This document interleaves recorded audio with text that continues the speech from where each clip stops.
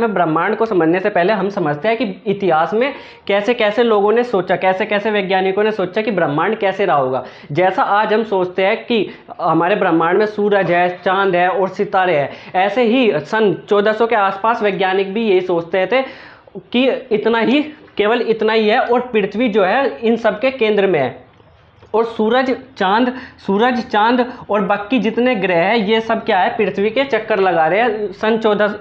सन 140 के आसपास यही सोचा जाता था। सारे के सारे वैज्ञानिक भी यही मानते थे, जिसको क्या बोला जाता है, जियोसेंट्रिक, यानी कि पृथ्वी क्या है केंद्र में और सेंट्रिक मतलब केंद्र। जियो मतलब पृथ्वी और सेंट्रिक मतलब केंद्र, यानी कि पृथ्वी क्या है केंद्र में है। ये थ्योरी किसने दी थी, क्लॉडियस टोल्मी ने दी थी।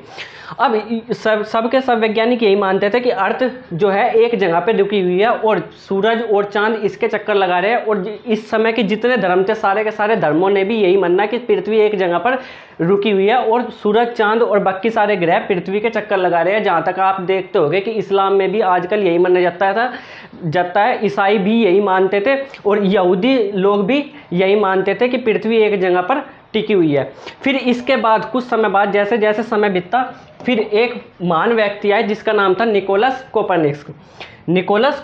इन्होंने क्या कहा, इन्होंने कहा कि देखो भाई, जो तुम बकवास कर रहे हो कि पृथ्वी एक जगह पर रुकी हुई है और बाकी ग्रह पृथ्वी का चक्कर लगा रहे हैं, ये बिल्कुल बेकार की चीज़ है। जबकि पृथ्वी क्या है, पृथ्वी भी सूरज के चक्कर लगा रही है और सूरज भी एक जगह पर रुका हुआ है। यहाँ पर उन्होंने कहा था कि पृथ्वी एक जगह पर रुकी है, जबकि इन्होंने कहा कि सूरज है वो एक जगह पर रुका हुआ है और पृथ्वी और बाकी सारे ग्रह जितने भी हैं वे सब क्या कर रहे हैं, सूरज के चक्कर लगा रहे हैं। जैसे ही ये बात उन्होंने कही तो इससे धार्मिक लोग बहुत ज़्यादा भड़क गए, क्योंकि ज़्यादातर धार्मिक किताबों में यही लिखा हुआ था कि पृथ्वी एक जगह पर रुकी हुई है और बाकी ग्रह इसके चक्कर लगा रहे हैं। जैसे इन्होंने कहा कि नहीं, पृथ्वी चक्कर लगा रही है सूरज के, तो इससे धार्मिक लोग भड़क गए।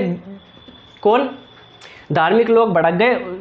इनका धर्म था उस समय पर ईसाई धर्म। तो ईसाई धर्म के लोग भड़क गए और कहा देखो, जो ये बकवास तुम कर रहे हो, किसको, निकोलस कोपरनिकस को कहा कि जो ये बकवास तुम कर रहे हो ना कि पृथ्वी सूरज के चक्कर लगा रही है, इस बकवास को वापस ले लो, अपने शब्द वापस ले लो और कह दो कि मेरे से गलती हो गई, नहीं तो तुम्हारा सर धड़ से अलग कर दिया जाएगा। इससे निकोलस कोपरनिकस बेचारे डर गए और उन्होंने अपनी बात वापस ले ली कि ठीक है चलो कोई बात नहीं, मेरी गलती थी, तो मैं मानता हूं कि मेरी गलती है और पृथ्वी एक जगह पर रुकी है। पर अब इस समय पर लोगों ने मानना शुरू कर दिया था।